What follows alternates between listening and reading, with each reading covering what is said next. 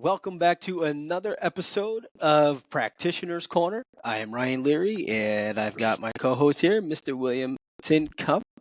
Today we've got a special guest. I always say that though, so I'm not sure that means anything. Is it But special? it is. I always say my very special guest, but Katie Breault, and I'm saying that right. So for everyone that's listening, they're like, "Why'd you just say bro?"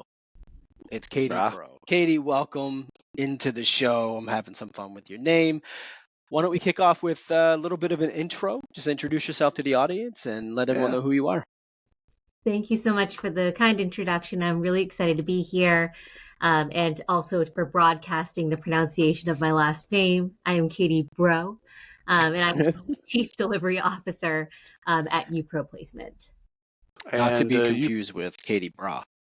no bra. It depends on your dialect. I mean, it can certainly be 100%. Katie Bra. 100%. 100%. What does YUPRO do? We are a dedicated skills first placement firm, and Right. we are an aggregator of opportunity connecting nonprofit workforce development training program graduates with our vast network of corporate partners looking to hire really exceptional talent. Wow. So Aggregator of opportunity. Yeah, what does that mean? Yeah, that's a great question. So we are we're acting as a connector. We are a staffing firm first and foremost. Right. There are a lot of employers out there who are trying to find the right talent with the support and upskilling that we all know is valuable in helping early career, mid-career talent be successful in their roles.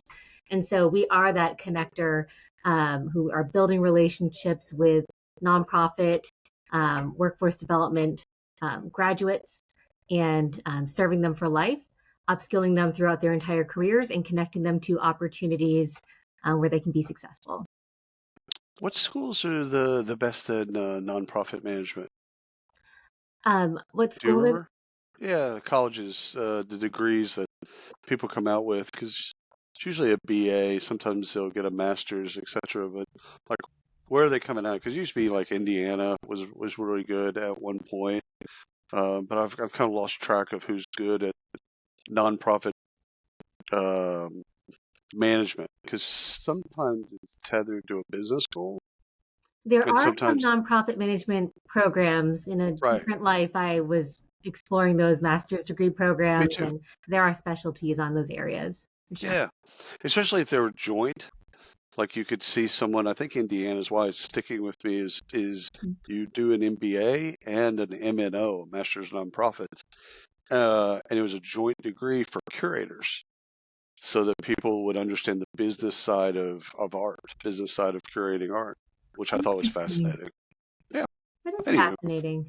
I've never heard of a staffing firm that's focused to help the nonprofit sector. We are focused on those graduates. Oftentimes they're coming out of a training program. Right. They might have a very limited amount of work experience.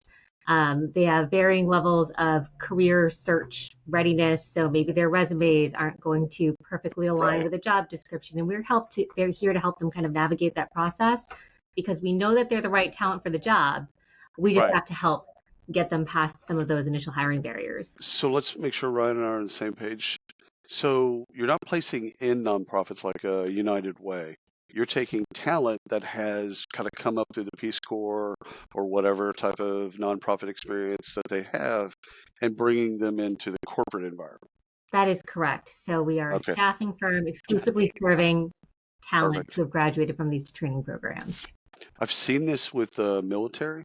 Mm-hmm. Or people that work with veterans that basically help veterans kind of transition from a military career and translate their entire resume into here's how that kind of works in the corporate environment. Now this makes sense. Okay. Now, your job at YUPRO is, you said it earlier. So I'm the Chief Delivery Officer overseeing our sales, recruiting, and client delivery functions. Title. Yeah, it is Thank cool. you. I'm not exactly sure what you do, so we're going to figure this out. Sales, marketing, But I love the delivery, title. customers. She did just tell me that, didn't she? She did. You were Sales, listening. recruiting, and client delivery. This is my ability of active listening. You know what? You're helping me because this is day 2 in this new title, and so what you're back Ah, for me. Well, there you I go. want to be a little bit better about describing this thing. 100%. This is what I heard Oh, you say. This is what I actually said. Yeah. Yeah, this is great. yeah. What did you do? What was the title before? I was the Senior Vice President of Growth and Impact. Now, see So that Okay. I would have gotten right away. Yeah. you know what? I'm going to go Growth, with the first sales. title. I'll go with that title instead. I'm the Senior Yeah. Vice President of Growth and Impact. No. Chief Trump's VP. Yes. Sorry. Gotta stick with it. You gotta stick with the chief. So you think So about the not a problem. delivery from start to finish of Yeah. our services. That is, I'm overseeing all of that. Well, and why it makes sense to growth is because you and your team are dealing with customers and they might have other needs. Mhm. So not just the need that you're fulfilling on, the contracts that you're fulfilling on, it's a land and expand. There's other things there. Sometimes when those teams don't talk to each other, sales is over here, deliveries over there, then they don't maximize those opportunities. So it tracks for me. Yeah, 100%. So, Katie, this is probably one of our more fun shows, the Practitioners Corner, because that's our audience. It's a lot of Yeah. practitioners, and they love hearing the stories of other practitioners who have gone through a growth process and have gotten to a point where they feel, and I'm assuming you feel like you've succeeded at some level. And so it's always helpful to share these stories, what you're thinking about, where you started, some of the challenges and things like that. So that's where we're going to spend most of the time today on that. So where do we Good. want to go? Do we want to go all the way back? How How'd far you get back do into we want to go this? today? How'd you get roped into this bit? What a great question. So I was at a nonprofit, Hmm. and really trying to figure out what is it that I want to do with the rest of my career. Um, I was exploring becoming a facilitator of different sorts. I became a certified strengths coach, Oh coach yeah, and strengths finder. And I very learned cool. through that assessment that I have 5 main strengths. And one of those strengths was one called developer. And that developer strength is a part of me that is especially skilled and passionate about investing in people reaching their full potential. And I looked at everything I was doing in my job and realized I'm not doing that anywhere. I am going to figure out what I need to do to leverage this strength. And I became a mentor for an organization, a national nonprofit called Year Up. And it took me maybe 3 months of mentoring an incredible young woman who was taking a bus 2 hours to and from her internship to just get her foot in the door, making sure she got there an hour early just in case anything happened along the ride, to realize, oh my goodness, this is what I've been missing. This is the piece. And I quickly had an opportunity to join Year Up, and 5 years later, I joined their staffing arm because it really kind of brought all the pieces together with things that are important to me. And I think that job placement is probably the most impactful work, in my opinion, that I can spend my time doing. Oh, I love that. I love that. So you worked for the nonprofit for 5 years. What was the role? What did you do there? Sure. I started by overseeing their corporate partnerships in the state of Rhode Island. So it was Year Up Right, Rhode Island, a local site, right. and also overseeing the interns who were at those corporate partners. So Year Up is a 1-year program. For the first 6 months, they're learning these hard and soft skills to be successful in an internship. For the second 6 months, they're interning at one of our corporate partners and then either converting into a contract or full-time role or launching their career with another opportunity.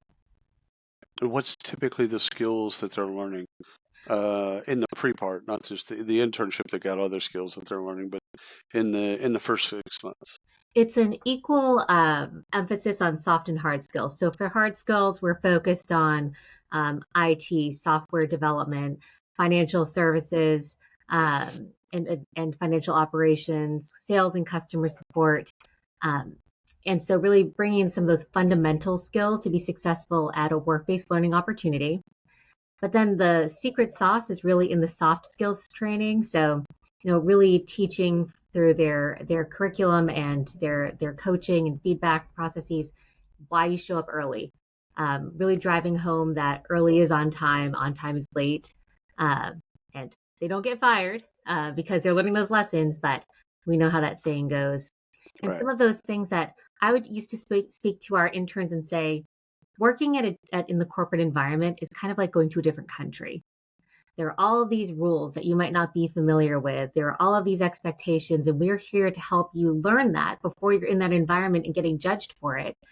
Because as a young person, I myself had plenty that I didn't know. I used to show up.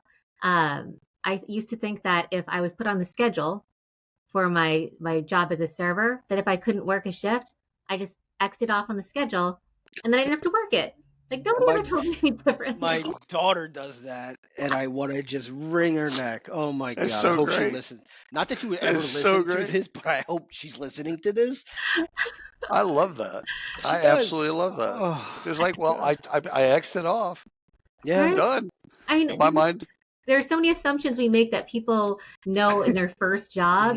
I mean, I used to marry the ketchup, but what I thought that meant was taking all of the ketchup and evenly dividing all of the ketchup in the jars. So not filling them up, just making sure they were all completely even.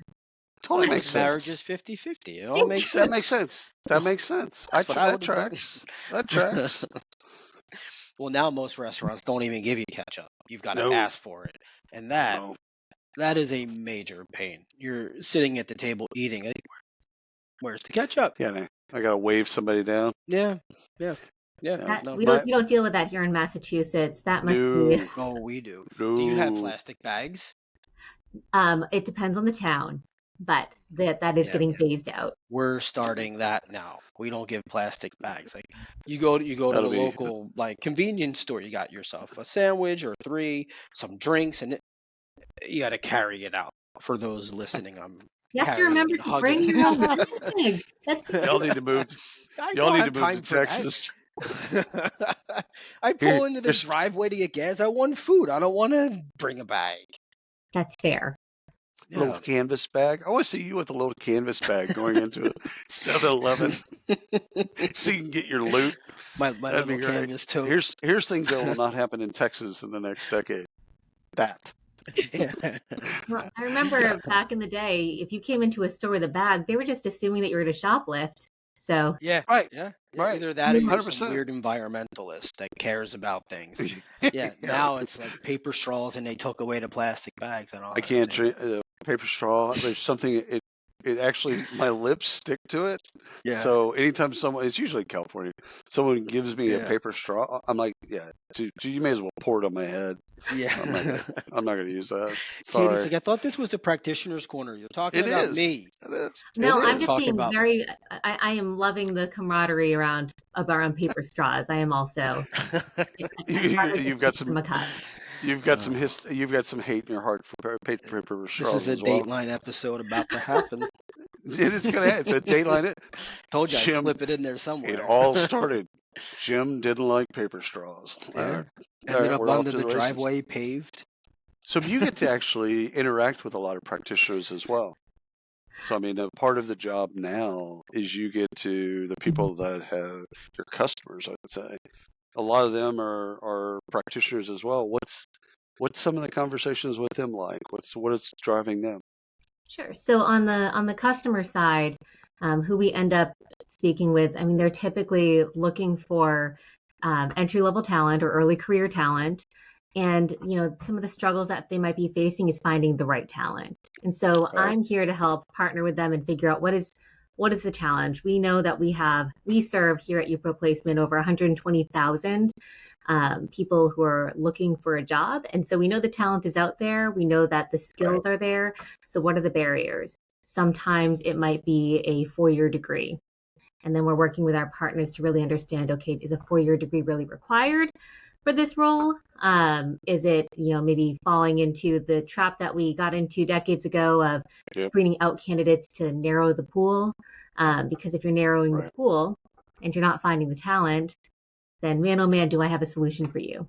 And removing that degree requirement is often the biggest, quickest impact that we can make.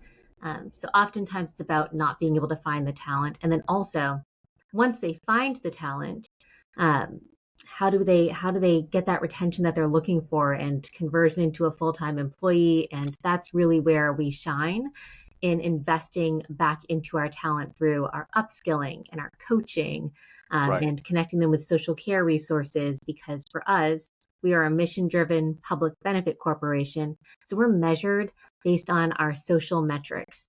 And Right. because we're driven by this, and that's at our core, their success is truly our success in converting our talent into full-time jobs. And then there is both the candidates and the companies. Correct. Yes. Both of them being successful. The collective they. Right. The collective. So, Katie, let's go back. We started to talk about you, and we went back to how you ended up in nonprofit. But curious let's just go back there and continue that path to learn kind of how you've come up. What was the motive? So you said the mentoring was your first kind of touch here, and that was really motivating. What motivated you in that mentorship? What drove you there? Of course. So realizing that there was something missing that I wasn't aware, it was a level of self-awareness that I gained from the training that I took to become a strengths coach that helped me realize there's something that I need to actively be seeking. I'm not just going to my job and putting in X number of hours per week, but really I need to be intentional about what is driving me, because that was one of the biggest guiding questions as a young person that I was never able to answer. I remember being a young person and looking around. Some of my friends wanted to be doctors, and some were super passionate about going into, goodness gracious, I can't even remember what the money. They all had fancy things. Exactly. Yeah. And I never felt that draw. And I always felt like there's something wrong with me. I don't know what the thing is that I want to do. I know the impact that I want to make. So when people would ask, what do you want to be when you grow up? I would say, I want to do something so big and so positive in this world that it gets 2 full pages in a world history book, not U.S. history, world history. That's And nice. that's I like that. what I wanted to do. And wherever my skills align and however I can make this positive impact, I don't care. I just want to make an impact. And so, I went to college. I double majored in classics and philosophy, and my parents quickly course corrected me to let me know, no, one of those gotta go. You were going to be a doctor, young lady. Dude, I love both those. I love both those.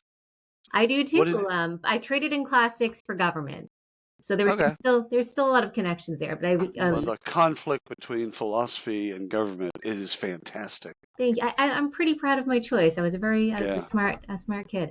But then I graduated college and went into policy. There was the government, like, thank you, parents, for helping me get that first job. I don't know what the classics job I would have been, but went into policy. I, had a great opportunity to launch the National Alzheimer's Strategic Plan, and I was doing all this really cool work in DC, but something wasn't clicking, wasn't all that. So I decided, in a really brilliant move, to just ditch, the degree that I had and ditch the opportunity that I had and decide to be a professional chef, which my parents were so thrilled about because I like to cook.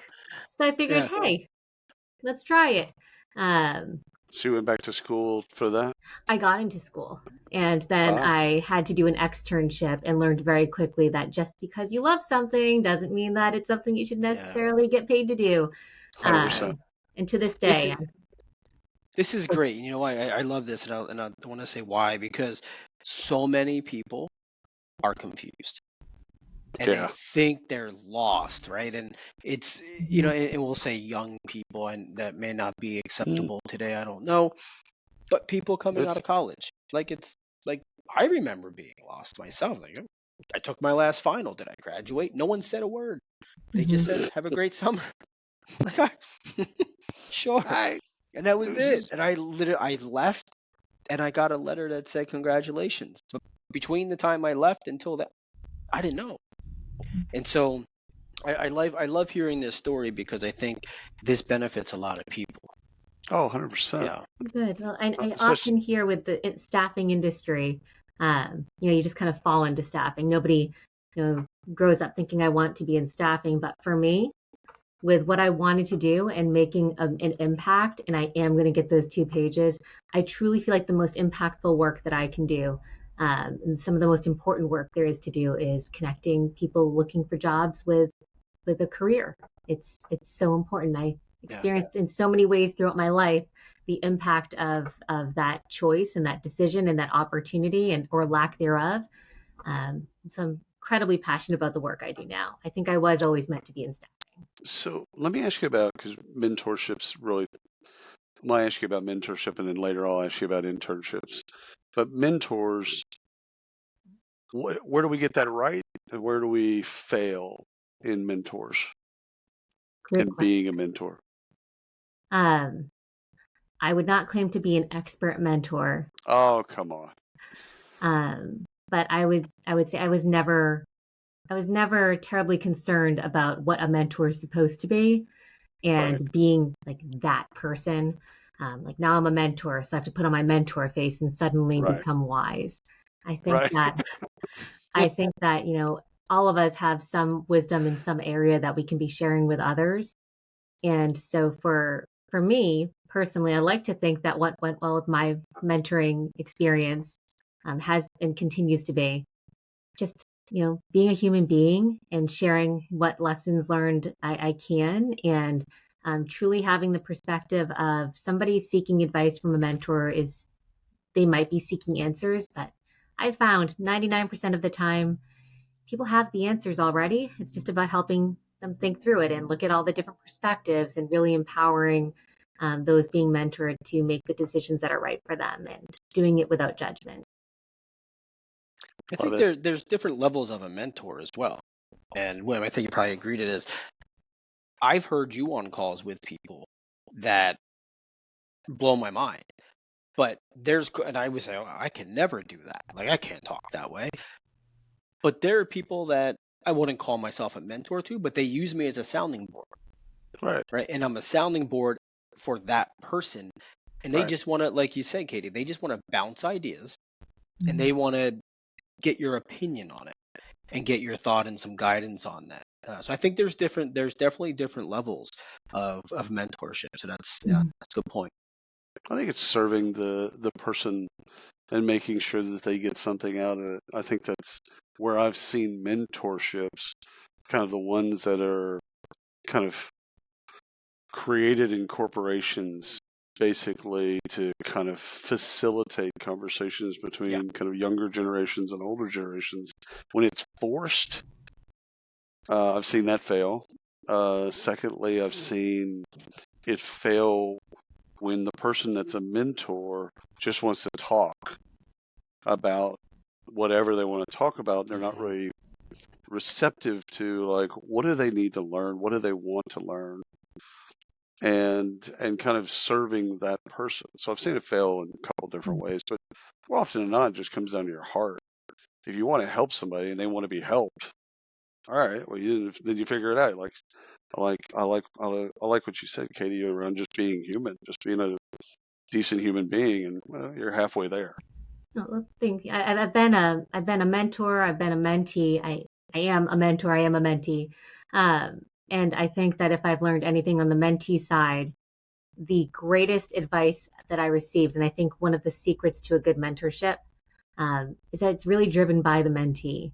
So Yeah. when I was trying to, I'm getting a notification that I'm disconnecting. No, you're good. Hope that there's editing. You're good. But when I remember when I finally got a meeting with somebody who I had targeted, I want this person to be my mentor. I want to learn everything there is from her.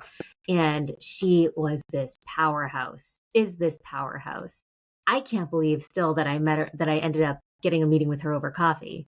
And so I went, I got the meeting, I sat down, I bought her a coffee. I sped because I was also running a little bit late. So thank goodness I made it on time. So lesson number one: don't be late for a really important meeting with somebody you want to mentor you. Just cry and you'll get out of the ticket. 100%. We know people that have experience. 100%. Every Works. time.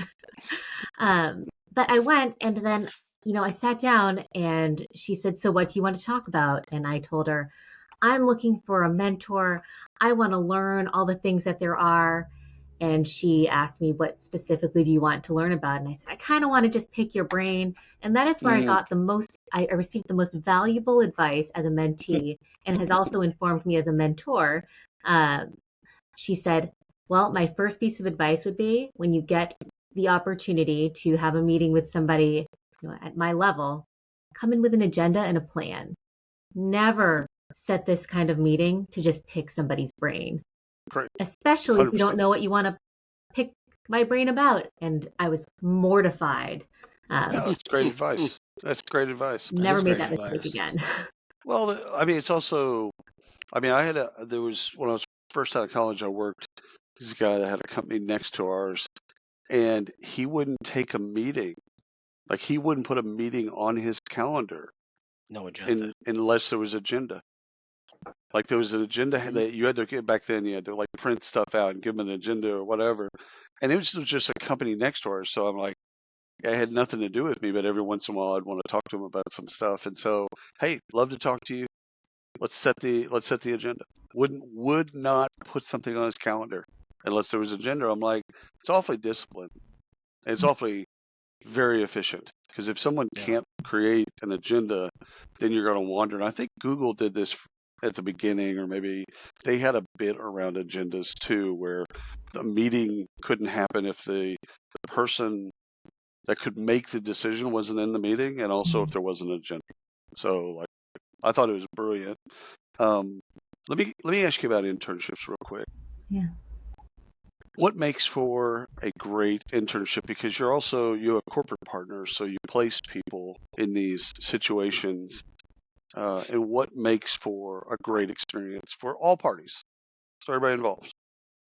So when I think about the successful internship partnerships that we have, it's not too different from my answer about mentorship.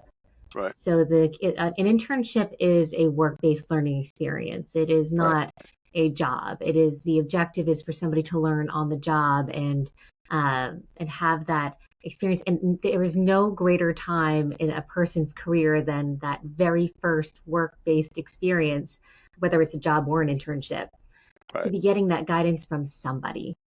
And so whether that's coming from an internal mentor or coming from their manager directly, if somebody is hosting an intern and they don't have the time to invest to coach or don't have time to invest to give Yes. feedback. I mean, feedback right. is at the very least it should be the fundamental decision point of can I host an intern? Do I have time to give them feedback and help course correct? So they're not just making all the ketchup levels the same. So they're filling them up all the way. Right. Because otherwise they're not learning on the job. And what is the point? Sh- It's definitely that time. Should a company have if a company is going to host interns or they want to use interns, should they have a formal program for interns? They have someone running internships. It's not just let's go hire an intern and get cheap labor and have them work and then get mad at them when the work isn't done properly. That is a complicated question because should they have either, I would say it's an either or. I would say that they either should have some sort of formal internship program internally or organizations like our parent company, Year Up, they exist to make that easier for companies to host. So they have built into their internship model that feedback mechanism, the support, the coaching. And similarly at YUPRO Placement, if you're looking to launch a skills-based apprenticeship program, if you're looking to launch an early career hiring initiative, we're here to do all of those pieces that you might feel overwhelmed by having to build internally. We're doing Right. that for our partners. So I did 11 internships when I was in college. So I can give you probably some really interesting I did one. experiences that I personally had. And I subscribed to an internship should inform you as to if you really love this or if you really hate this. There's no middle ground. Mm. And so I would take internships in advertising and PR and different places just to see if I liked it. So again, I would add value wherever I went. Like that was just part of the bid. But I was really trying to figure out, like, can I see myself doing this? Mm-hmm. And I don't know if that's part of your model or not, but for me, it was because you don't know, like Ryan was talking about in college, you don't know what you don't know. You have no idea, and if you don't have a lot of work experience, you really don't know what's out there or available, etc. So I would just throw myself into internships and then go stay there for 90 days or 3 months or whatever, and just to find out, do I even like this? Mm-hmm. Do I even want to like? Do I want to? Now the goal for me in every internship that I got into was to get a job offer. Whether or not I would take the job offer, that in fact in all 11 I didn't take the job, but I always wanted to get a job offer. So to work hard enough and be astute enough to get a job offer. But if it was something that I hated, then I would never take the job, no matter what.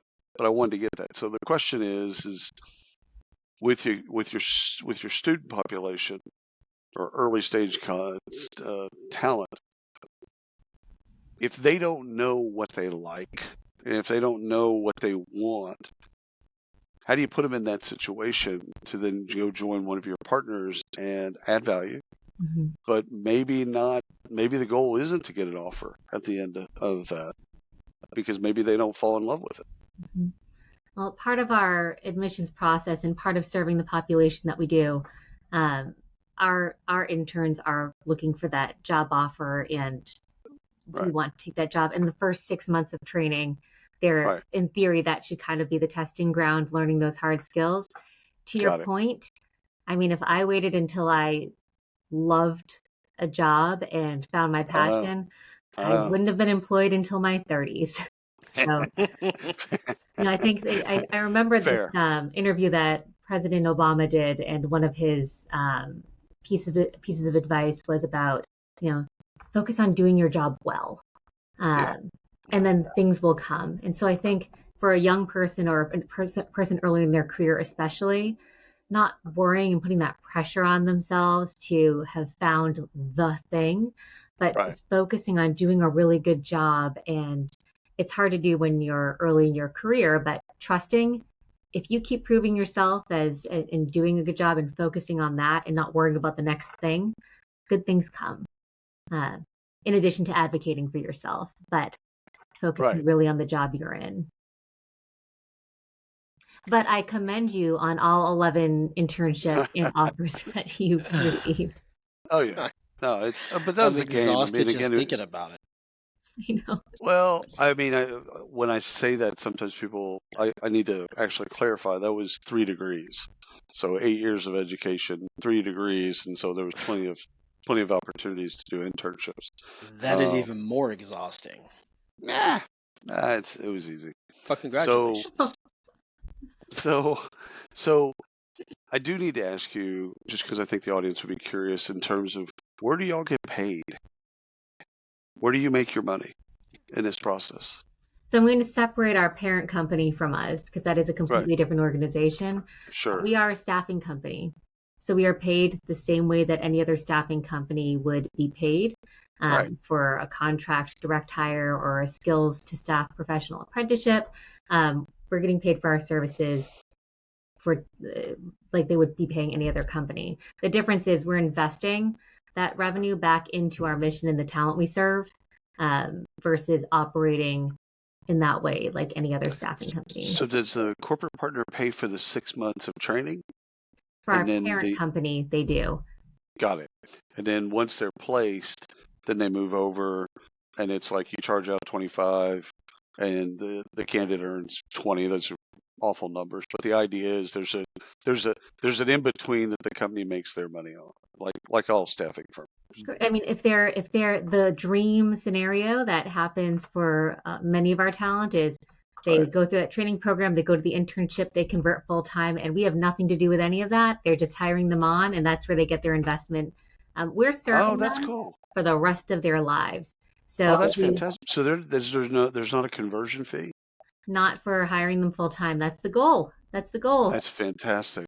Yeah, That's unusual, by the way. Most staffing firms, as you know, there's a conversion fee from talent Right. to a full-time employee. So good for you. That's actually really cool.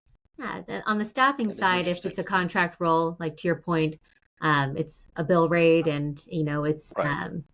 but we're Right. also serving them again for their entire careers. So we just placed somebody with 20 years of experience. Right.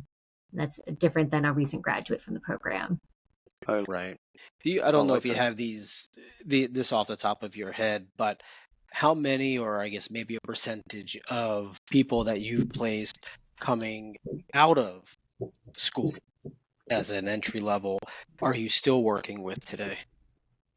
That is a great question, and I would probably have to get back to you. The goal is that they launch their careers, that we're helping them find that great first job, and they might come back to us 2 to 3 years later if they're looking for that next opportunity. But the Mhm. goal isn't that they have to keep coming back to us. The goal is that they get that professional career, and then they're Yeah. building their network. But I mean, it depends on their distance from the program. We see them Right. tend to start tapering off somewhere around like 5 or 6 years. Um, Got it. Do mhm. they do you get a lot of people that come back in to become mentors as well? We do. I mean, we have alumni from our Very cool. program who come back as mentors, speakers. They host their own interns. They're Oh, hiring our nice. graduates. Wow. They're on our board. Um, so I Oh, mean, that's fantastic. the nonprofit parent company that we have, Europe, they've been around for over 20 years. So Right. we have some pretty experienced graduates from the program. Oh, that's fantastic. Mhm. So we've talked about a lot of things. One of the things I want to ask you is how best should practitioners work with staffing firms? Because Ryan grew up in the RPO business with Mhm. Connexa, and I've worked in staffing, but not in a traditional sense. So I just like for practitioners that are listening, what are the questions I say they should be asking you, and how should they best be working with you? Sure. I mean, this is going to sound so canned, but we really do approach our relationships as partnerships because I mean, we are a little bit different. Yeah, Um, yeah, so I would say, coming into a partnership with YUPRO placement, we're just trying to help our partners reach their goals. We know that we have the talent to fill those jobs. We know our talent are skilled. We know we have the resources to support them while on the job. So really right, just coming to us, helping us understand what the exact need is, your pain points, um, and we're really committed. If they're looking to hire talent, if they're invested in this being a successful placement, we find a way to make it work. Um, so that's just our approach.